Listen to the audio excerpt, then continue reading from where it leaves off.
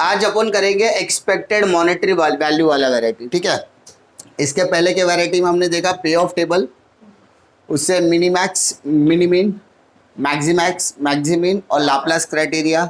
उसके बाद second variety हमने एडअप की थी रिग्रेट वैल्यू वाली, ठीक है, जिसमें हमको रिग्रेट टेबल बनाना होता है, उसके साथ कोई भी एक क्राइटेरिया अटैच हो जाएगा। तीसरा आज वैरायटी करेंगे एक्सपेक्टेड मॉनेटरी वैल्यू का, जो एग्जाम में कंफर्म आने के चांसेस होते हैं, ठीक है।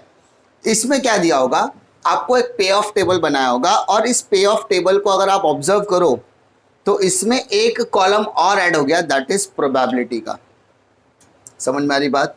तो प्रोबेबिलिटी का कॉलम ऐड होने से ऐसा नहीं कि सम बहुत ज्यादा टफ हो गया, सम बहुत ज्यादा इजी हो गया है, बिकॉज यहां पर आपका ईएमवी निकालना है, यानी एक्सपेक्टेड मॉनेटरी वैल्यू। आपको कभी भी क्वेश्चन में ईएमवी शॉर्ट फॉर्म में दिया रहेगा, आपको उसको समझना होगा कि वो क्या है, एक्सपेक्टेड मॉनेटरी वैल्यू। समझा? अब ये जो एक्सपेक्टेड मॉनेटरी वैल्यू है ना, इसी को आगे आपको चल के डिसीजन ट्री भी बनाना है ऑन दिस बेसिस ऑल्सो, ठीक है। इसका एक और वैरायटी आता है, that is economic opportunity loss, EOL भी बोलते हैं या इकोनॉमिक, ठीक है, एक्सपेक्टेड अपॉर्चुनिटी लॉस, ये दोनों में से कोई भी एक नाम बोला जाएगा तो आपको ईओएल का वैरायटी भी आएगा। तो फिलहाल हम लोग किसके ऊपर कॉन्सेंट्रेट करेंगे, मॉनेटरी वैल्यू। इसके लिए पूरा तरीके से आपको कैलकुलेटर का इस्तेमाल करना है। कैलकुलेटर लो जरा, सबसे ध्यान दो, एक्शन 1, एक्शन 2, एक्शन 3, हर एक्शन में there are 3 state of nature, है ना, और एक प्रोबेबिलिटी है। अब आपको सिंपली करना क्या है, मल्टीप्लाई करना है। क्या करना है, मल्टीप्लाई। कैसे? कैलकुलेटर बोला 2500 मल्टीप्लाई बाय 0.4, 2500 मल्टीप्लाइड बाय 0.4 कितना आया, 1000। यानी सर हम करने वाले क्या है, हम सिर्फ ये करने वाले हैं कि हमारा जो भी एक्सपेक्टेड मॉनेटरी वैल्यू में जो भी स्टेट ऑफ नेचर आपका होगा, जो भी स्टेट ऑफ नेचर होगा, उस स्टेट ऑफ नेचर को आपको प्रोबेबिलिटी से क्या करना है सर, खाली माइनस करना है, सॉरी मल्टीप्लाई करना है। क्या करना है, मल्टीप्लाई। अब देखो 4000 मल्टीप्लाइड बाय 0.4 आ रहा है क्या, जरा चेक करो, मल्टीप्लाई करने पे आ रहा है क्या। फिर 5000 मल्टीप्लाइड बाय 0.4 2000, हाँ है ना। नेक्स्ट बोलो 2500 मल्टीप्लाइड बाय 0.5, क्योंकि सेकंड वाला 0.5, 1250। 3500 इंटू 0.5 1750। 2500 multiplied by 0.5 1250। चेक करो बरोबर है क्या। फिर आ जाओ 2500 into 0.1 2000 multiplied by 0.1 1200 multiplied by 0.1 120। Clear? ये सारी वैल्यूज कैसे आई मालूम पड़ी? खाली किया क्या, स्टेट ऑफ नेचर को मल्टीप्लाई कर दिया प्रोबेबिलिटी से, दैट्स इट। इसके अलावा क्या करना है, टेक द टोटल। एक्शन 1 के तीनों का टोटल करो, 2500। फिर take the total of this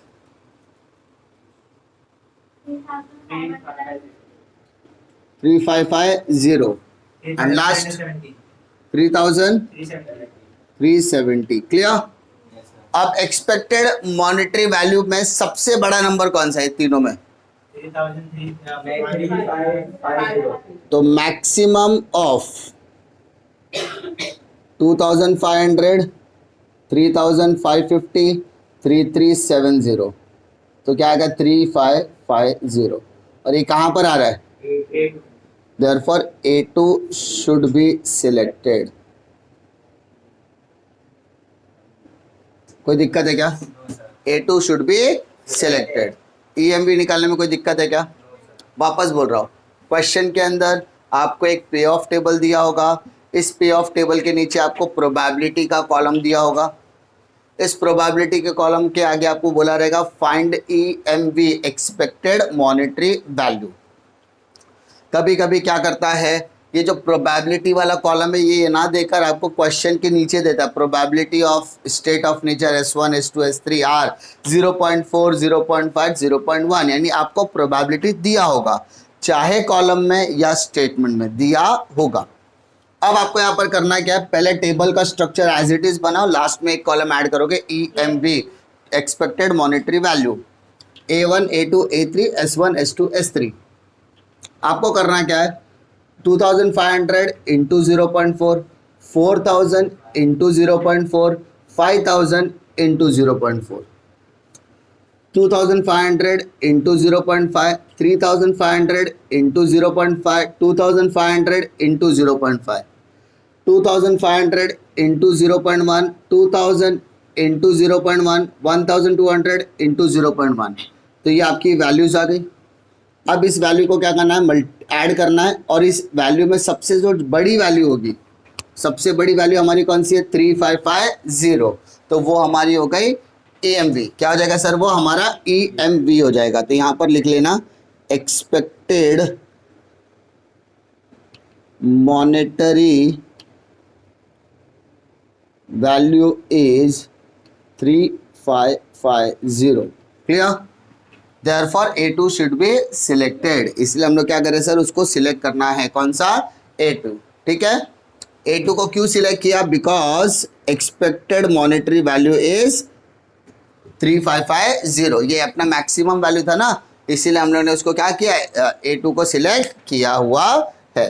clear है क्या, एक्सपेक्टेड मॉनेटरी वैल्यू में समझा क्या कि EMV सबसे ज़्यादा मैक्सिमम क्या है सर 3550 है, इसलिए इसको क्या किया हमने, सिलेक्ट किया A2 को। क्लियर है, डिफिकल्टी है क्या दिया, देखो a farmer wants to decide which of the 3 crop should be plant on his farm. मतलब उसके पास 3 ऑप्शन है कि उसको कौन सी फसल उगानी है, crop A, crop B, crop C। और वो क्या कहता है कि the profit for each crop depend on the rainfall during the season, यानी अगर बारिश हुई तो उसको कितना प्रॉफिट हो सकता है। अगर क्रॉप A में सब्सटेंशियल रेनफॉल हुआ तो 7000 इंटू 1000, मतलब 3 जीरो और ऐड करोगे तो तकरीबन 70 लाख रुपए आएंगे। कितना आएंगे, 70 लाख रुपए का प्रॉफिट होगा। अगर क्रॉप A में मॉडरेट बारिश हुई तो 35 लाख रुपीस का काम होगा, यानी समझो 1000 हटा दो तो फिलहाल 3500 का प्रॉफिट होगा। लाइट अगर कम बारिश हुई तो 1000 का प्रॉफिट होगा। क्रॉप B अगर वो उगाता है तो ये रिस्पेक्टेड प्रॉफिट होगा, क्रॉप C में उसको ये रिस्पेक्टिव प्रॉफिट होगा। वो क्या कहता है, he has categorize the rainfall substantial, moderate और light, estimate its profit for each crop, यानी उसको पता करना है कि सबसे ज़्यादा प्रॉफिट किस मामले में देखने के लिए मिलेगा। फिर आपको ये टेबल दिया है एंड टेबल के नीचे दिया है depending on the projection of coming season he estimate the probability. आपको क्या दिया है, प्रोबेबिलिटी दिया है। मतलब यहाँ पर इस टेबल में आपको प्रोबेबिलिटी नहीं दिया है, आपको आपकी प्रोबेबिलिटी नीचे दिया है। क्या दिया, देखो substantial rainfall is 0.2%, moderate rainfall is 0.3% and light rainfall is 0.5%। Clear, यानी इस सब में आपको पे ऑफ टेबल में आपकी प्रोबेबिलिटी नहीं दी है, इस टेबल में आपको आपका प्रोबेबिलिटी नीचे के स्टेटमेंट में दी है। क्लियर, अब आपका ये एक्सपेक्टेड प्रॉफिट यानी जो पे ऑफ टेबल है वो कंप्लीट हो जाता है। आपको बताना कि सबसे ज्यादा प्रॉफिटेबल कहां पर होगा, तो यहां पर हमें ये टेबल बनाना है। टेबल का स्ट्रक्चर एज इट इज होगा, बस इसमें एक कॉलम ऐड हो जाएगा EMV, that is expected monetary value. करना क्या है सर, पहला कैलकुलेटर चालू करो, 7000 इंटू 0.2 1400 आ रहा है क्या, 2500 इंटू 0.2 4000 इंटू 0.2 800।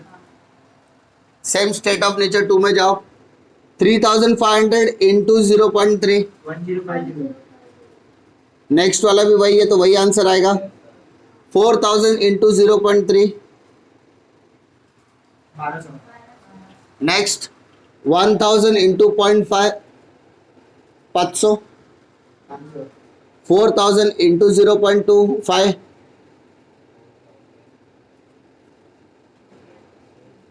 3000 इंटू 0.5 तो 1500 होगा। क्लियर।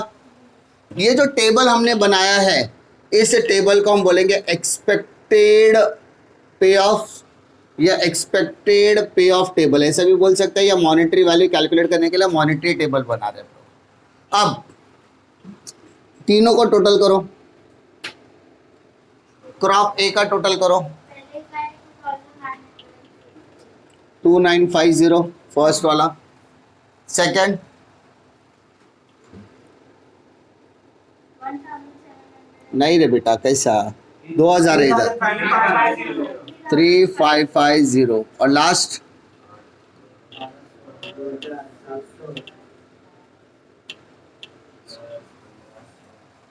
3500 क्लियर। अब मेरे को बता एक चीज, ये तीनों में सबसे बड़ा नंबर कौन सा है? 3550। तो यहाँ पर क्रॉप भी आपको ज्यादा मैक्सिमम वैल्यू दे रहा है, एक्सपेक्टेड मॉनेटरी वैल्यू किसका ज्यादा है? क्रॉप बी का। तो यहाँ पर हम लोग ऐसा भी लिख सकते जैसे हम लोग हमेशा लिखते हैं मैक्सिमम ऑफ पहला 2950 3550 3500, तो अपना आंसर है 3550। तो EMV expected monetary value of crop B is maximum. EMV यानी expected monetary value crop B का ज्यादा है, इस वजह से crop B should be selected. Clear. Crop B should be selected. इस तरीके से हम लोग को एक्सपेक्टेड मॉनेटरी वैल्यू के क्वेश्चन को सॉल्व करना है। ठीक है। क्या हुआ? ये जो 3 0 है ना, तो इसके ब्रैकेट में डाल देना ₹1000 में। क्लियर। वो 3 0 as it is carry forward करने का, समझा? नहीं तो वो आंसर शायद गलत होने के चांसेस बढ़ जाएंगे। ठीक है। वैसे किसी ने ध्यान दिया तो ठीक, नहीं दिया तो मार्क्स दे देता है मार्क्स।